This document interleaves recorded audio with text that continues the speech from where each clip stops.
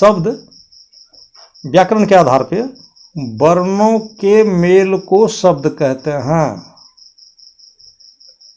ये व्याकरण में एक समझाने के लिए समझा दिया गया है, इसका हकीकत वह नहीं होगा।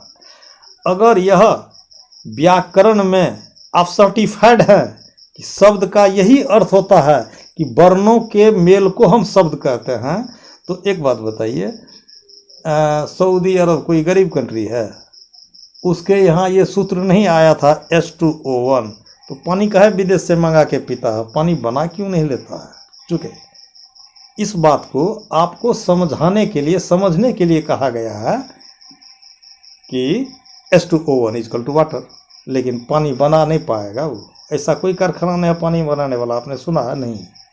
तो वर्णों के मेल को शब्द कहते हैं। अच्छा, अब शब्द के साथ अगर आप होते हैं तो वहाँ शब्द भी आपको छोड़ के दो तरफ भाग जाएगा। कहाँ कहाँ भाग जाएगा? तो एक वर्णों के मेल से बड़े शब्द वर्णात्मक हो गए, ठीक है। हम कुछ नहीं बोलेंगे, बोलेंगे आ, ये किस वर्णों के मेल से बना है? यहाँ तो कोई वर्ण ही नहीं है, ठीक है, आ हम नहीं बोलेंगे। ये हाथ जो ऐसे किए तो शब्द इसमें भी हुआ था, चूंकि जहाँ गति है, जहाँ मोशन है, वहाँ शब्द है। अगर सूर्य की किरणें आप तक 8 या 9 मिनट में आती है तो आती तो है, अगर किरणें आ रही होगी तो शब्द वहाँ भी होगा। आप नहीं सुने या हमारे आधुनिक पारखी लोग नहीं समझे तो एक चीज कान खोल के सुन लीजिए, इस कान का जो कैपेसिटी है, उस कैपेसिटी से नीचे के शब्दों को आप नहीं सुनेंगे और ऊपर के भी शब्दों को नहीं सुनेंगे। जो इसका क्षमता है उसी रेंज के अंदर के बातों को आप सुन पाएंगे। जैसे हम बोलते हैं आप सुनते हैं, ठीक है। अभी एक वीडियो लगा दीजिए, एक रेडियो लगा दीजिए, गाना गाएगा, शब्द को हम लोग सुनेंगे, तो क्या उसको बंद कर दीजिएगा तो ये शब्द कहाँ भाग गया क्या? कि लंदन से डायरेक्ट आपके पास में आ रहा था शब्द? नहीं, वह शब्द है। शब्द इस पर्यावरण में है, इस प्रकृति में शब्द ही शब्द है, लेकिन उसको सुनने का क्षमता या साधन होना चाहिए। अब मान लीजिए इस कान में कोई वहाँ मन कुछ बोल रहा है, तो आप तो नहीं सुन रहे, लेकिन वह बोल रहा है, तो उतने महीन बातों को पकड़ने का क्षमता इस कान में है, ठीक है। इसके उलट आपको एक बहुत बड़ा साउंड अगर वो क्या मिल्की वे से आए तो फिर उसको आप नहीं सुन पाएंगे, आपके रेंज से बाहर चला गया। लेकिन शब्द का होना सत्य है, शब्द का प्रमाण है। तो एक हुआ आपको वर्णों के मेल का शब्द, एक हुआ स्वयं ध्वनि का शब्द। जहाँ गति हो, जहाँ आघात हो, जहाँ प्रतिघात हो, वहाँ शब्द बनता है। अच्छा ठीक है, तो ये शब्द तो आपको छोड़ के दो तरफ चला गया, तो जहाँ से ये शब्द आपको छोड़ के दो तरफ चला, अगर यह शब्द रिटर्न आपके पास में आए तो वहाँ एक त्रिभुजाकार आपको अनुभूति होगी।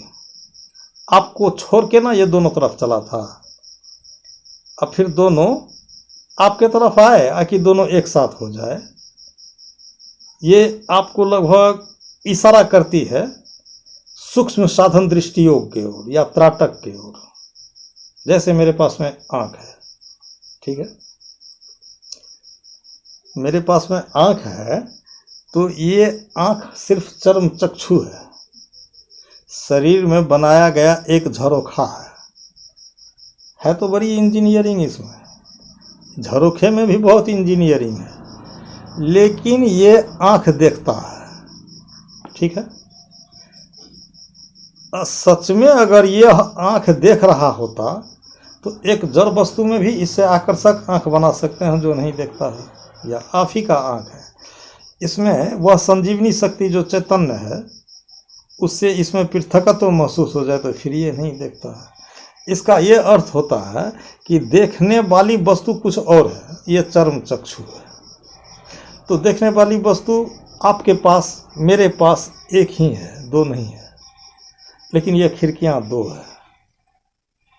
इसी शब्द को जीसस का मैं भास्ट फिलोसफी आपको दे रहा हूँ कि the light of the body is eyes, if thine eyes be single, perhaps whole body shall have full of light। कहने का प्रयोजन ये है, देखिए आज जो कन्वर्जन का आवाज़ निकल रहा है, ईसाई, बपतिस्मा, गिरजाघर, चर्च, जो कुछ भी आप सुन रहे हैं, लेकिन ये जीसस का निजी सेल्फ दर्शन है ये। और इस दर्शन को आप टैली किसी भी दर्शन में कीजिए, उससे कोई मतलब नहीं है। मैं थोड़ा सा आपको यहाँ रोकूंगा। भारतीय यूनिवर्सिटीज़ में पढ़ाई होती है दर्शनों की, और दो दर्शन की, दो भाग में दर्शन की, एक आस्तिक दर्शन, एक नास्तिक दर्शन। एक आस्तिक दर्शन किसको कहते हैं, अब ठीक है कट होगा तो कोई बात नहीं। आस्तिक दर्शन किसको कहते हैं, जो ईश्वर के सत्ता में यकीन और विश्वास रखते हैं। और नास्तिक दर्शन किसको कहते हैं, जो ईश्वर की सत्ता में विश्वास न रखे। ठीक है, ये दोनों बातों को माइनस कर दीजिए, केवल विश्वास रखिए। आप किसी पर विश्वास मत रखिए, लेकिन विश्वास रखिए। अब ईश्वरीय सत्ता को नहीं मानने वालों की पढ़ाई तीन दर्शन की होती है। वह होता क्या, एक जैन दर्शन, एक बौद्ध दर्शन, एक चार्वाक दर्शन। इस तीनों दर्शन के ऊपर द नोट्स ऑफ इंटरोगेशन लगाने वाला शक्ति पैदा न हुआ है, न होगा। ठीक है, इसकी पढ़ाई आपको नास्तिक दर्शन में होता है। और आस्तिक दर्शन में वेदांत की पढ़ाई होती है।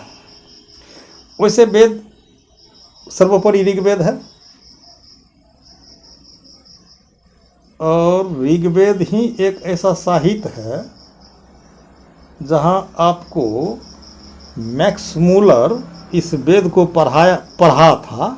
अब पढ़ाने वाले टीचर का नाम था H.H. विल्सन, जो आज से 400 वर्ष पहले, नहीं 1856, 18वीं सदी में ही, 21वीं में हम लोग जीते हैं। H.H. विल्सन ने ऋग्वेद पढ़ाया था मैक्स मूलर को, वह भी पुर्तगाल में। ठीक है, बाद में और 3 वेद जुड़े, 4 वेद। और ऋषि महर्षियों ने अपने सोच को जो अंकित किया, परफेक्ट सोच को, उसको हम लोग उपनिषद कहते हैं। वे भी उपनिषद लगभग 100 हैं, 100 से ज़्यादा हैं, 108 हैं। इन तमाम का जो सार है उसको वेदांत कहा गया है। वेदांत की पढ़ाई होती है। ठीक है।